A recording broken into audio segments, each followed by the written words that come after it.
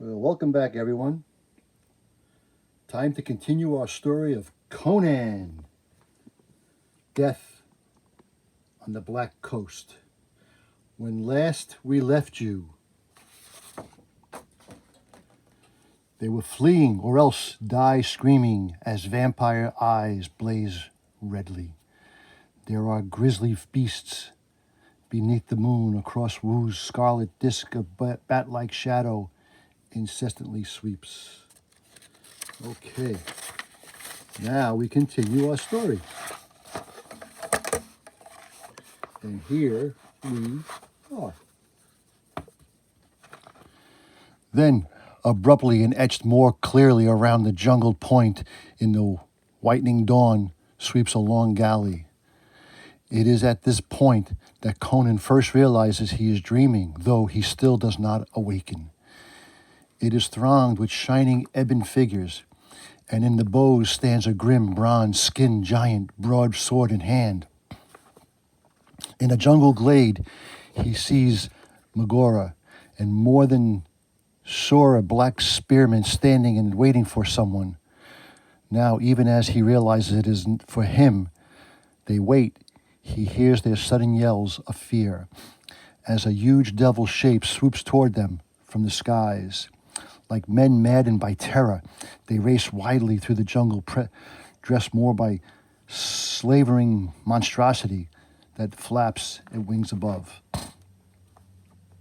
And then, with a savage effort, Conan breaks the unseen chains which hold him in his dreams.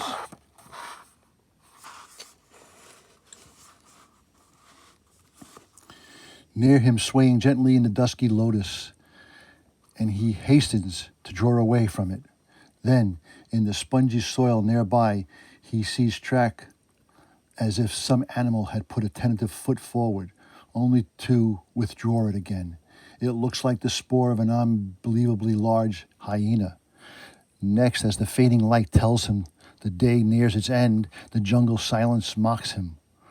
A panic rises in him as he follows his corsair's tracks, only to behold suddenly the very glade he beheld in the lotus-drugged dream, and in it the shields and spears of the black pirates. From their tracks, Conan knows the spearmen flood wildly. He sees that he draws near a hill-like rock which slopes steeply, when suddenly he hears a sound behind him. Who the devil?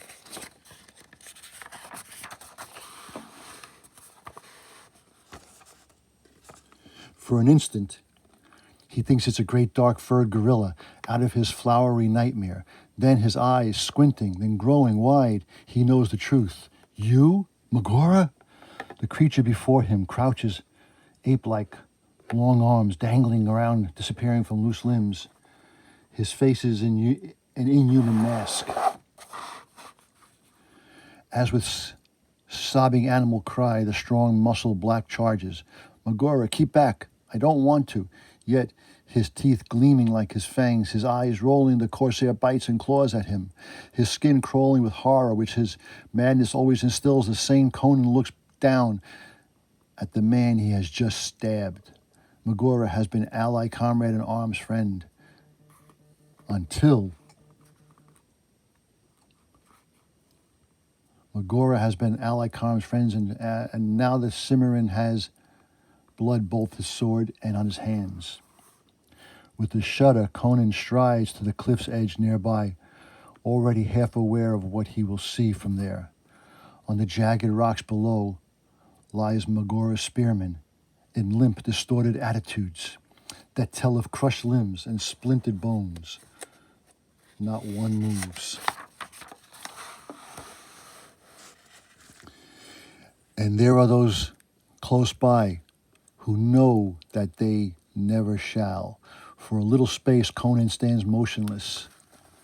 Then, without warning, he wheels, running back the way he came, flinging himself with the reckless haste through the tall grass and bushes, hurdling creepers that sprawl snake-like in his path. His sword swings low in his right hand, and an unaccustomed pallor tinges his face as the sunset final gleaming. Then, amid the dim twilight of the river shore, he looks once more at death and destruction, Crumb, and all about the bodies and pieces of bodies are swarms and huge footprints like those hyenas. Next, Conan comes silently upon the pier, above whose deck is suspended something that glimmers in ivory in the gathering darkness.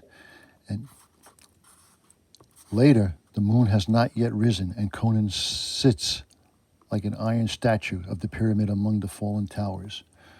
The speechless, he looks upon the queen of the Black Coast as she hangs from the yard arm of her own galley. Between the yard arm and her throat stretch a line of crimson clots that shine like blood in the gray light.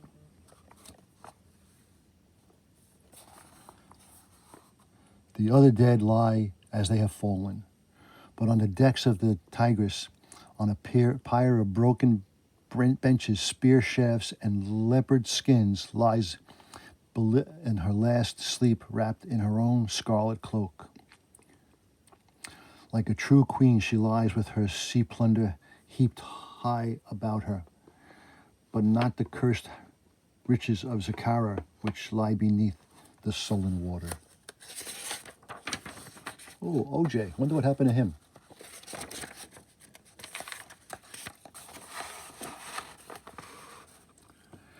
No longer as the moon rises does he doubt the visions of the Black Lotus. Why he has been spared so long he does not understand, unless the malign entity which rules the river means to torture him with grief and fear. Now something moves in the blackness under the trees below. Conan has long since sensed that his unknown enemy will conclude the drama by sending him after the other victims of his mad magic. And now from the shadows 20 great spotted hyenas come silently, swiftly running low. 20 only? So Conan uses the pirates' spears took their toll after all. The hyenas' slavering fangs flash in the moonlight, their eyes blazing as the true beast's eyes ever blazed. Then, teeth gritted, Conan draws hook to bar, and at the twang of the string of the strike, a flame-eyed shadow bonds high to fall, writing, "The rest do not falter. Onward they come." And like a rain of death among the fall aprons of the Cimmerian, driven with all the force and accuracy of steely Thors, backed by a hate not as the slag heaps of hell, amid this feathered destruction, less than half the huge where beasts reach even the foot of the pyramid. By what godless alchemy these beings have been brought into existence, the berserk barbarian cannot guess. But he knows he faces diabolical hair blacker than the well of Skelos. His last arrow gone, now he draws his sword. And the first of the creatures to reach him is a shorn Asunda. Back, you devils that once were men.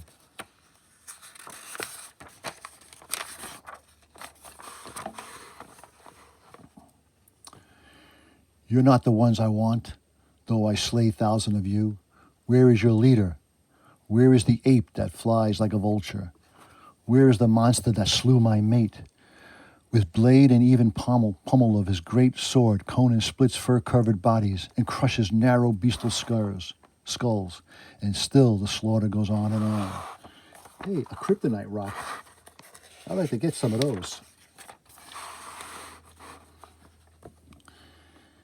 His mail shirt has protected him, his flesh, from that rare beast who gets through his metallic arc of death till now, Chrome's death.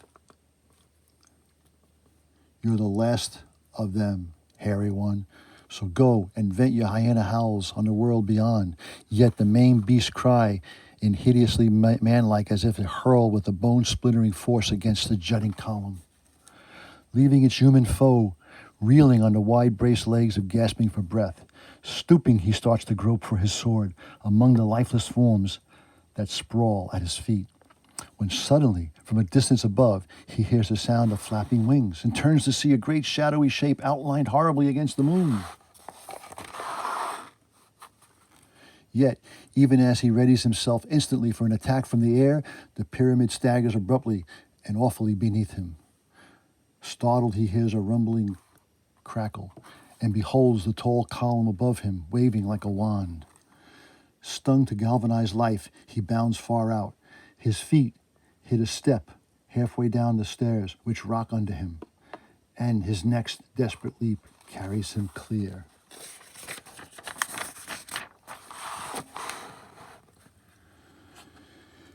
Everything with a shattering crash, like a breaking mountain, the pyramid crumbles. For a blind cataclysmic instant, the very sky seems to rain shards of marble. Then a rumble of shattered stone lies wetly under the moon. Conan stirs, recovering from the glancing blow that cost him his helmet.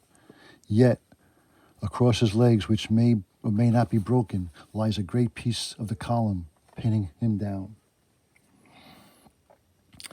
At that moment, sometimes shaped down across the stars to strike the guard near him.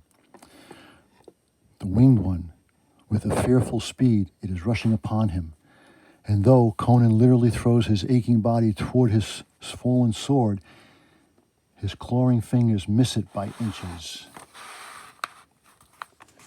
Desperately now, he strains upward against the shard which pins his legs, and his veins swell in the temples. It gives slowly, yet long before he can free himself, he knows the monster will be upon him with his great black-taloned hands. For the near-longed rush of the winged has not wavered, and now it towers over the prostrate Cimarron like a dark shadow of death. Then a glimmer of white flashes beneath the shadow, and its victim. In one mad instant, she is there, in a tense pale shape vibrant with love and fierce as she panthers, and she cries out a sharp and ringing cry.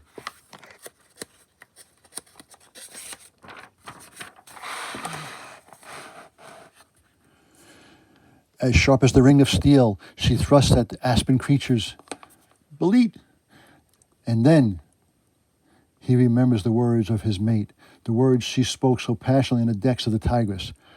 Were I still in death and you fighting for your life, I would come back from the abyss to aid you. Then she is gone, and she sees only the winged fiend staggering back in unwanted fear, arms lifted as though to fend off an attack. With one terrible violent effort, he heaves upward and final time, hurling the stone. By now, the winged one is coming again, and Conan springs to meet it, his veins on fire with madness. The thews stand out like cords of his firearms as he swings his great sword, and his sweeping arc shears clear through the monster's hairy form. For a long moment, those red eyes glare up at him with awful life. As the barbarian stands in the moonlight, silence, the dripping sword sagging in his hand, looking down at the severed remnants of his enemy. Then those taloned hands not spasmodically stiffen. Ooh, Pete Rose. What happened to him?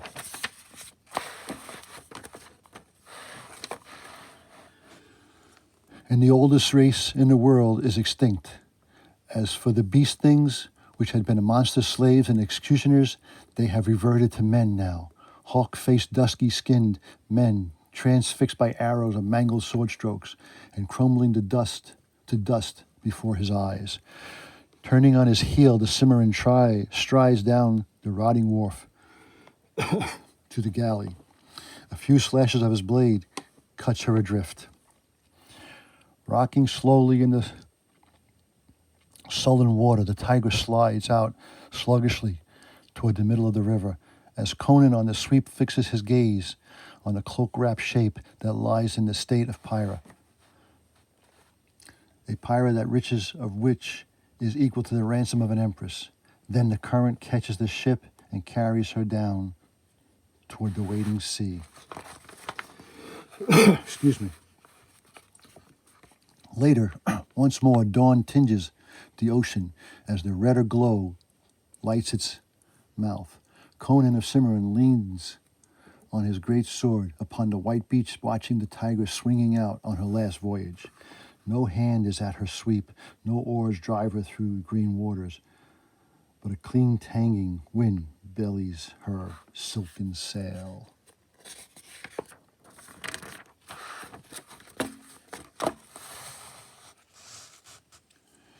And as a wild swan cleaves the sky, she speeds seaward, flames mounting higher and higher from her deck to lick at her mast and develop the pale, still figure that lies lapped in scarlet on the shining pyre. To Conan Belit was the sea. She lent its splendor and allure. Without her, it rolls a barren, dreary, and desolate waste from pole to pole. She belongs to the sea, and to its everlasting mystery, he has remained her. He can do no more.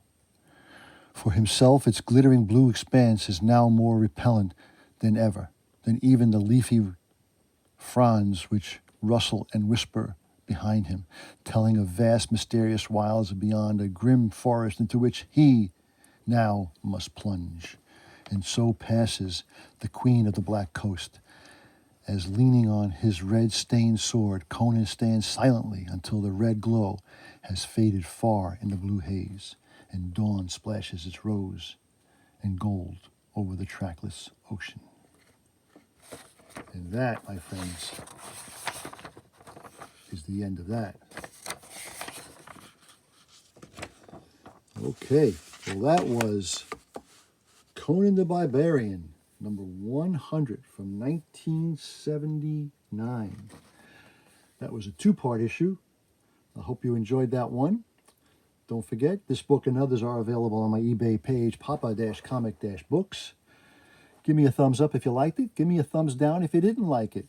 Give me a comment. Tell me what was wrong with it. Don't forget to hit that subscribe button and tell all your friends. Until next time, Papa is out.